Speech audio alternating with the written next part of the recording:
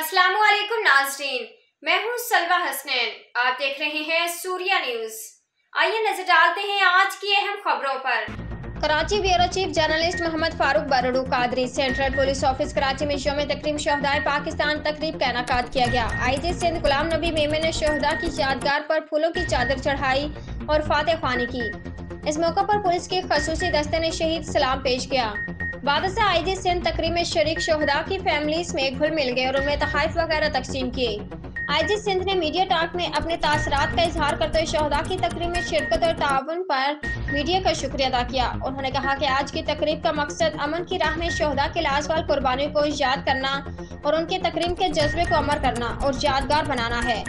उनका कहना था कि हमारे शहदा ने अवाम के जानो माल की सलामती जैसे फराइज में दहशत गर्दों के खिलाफ अपनी कीमती जानों का नजराना देकर खुद को सिंध पुलिस के तारीख के सुनहरे बाब में हमेशा के लिए जिंदा और जावेद कर दिया है, जिसका भी सबूत सिंध पुलिस के 2400 से ज्यादा शहीद हैं।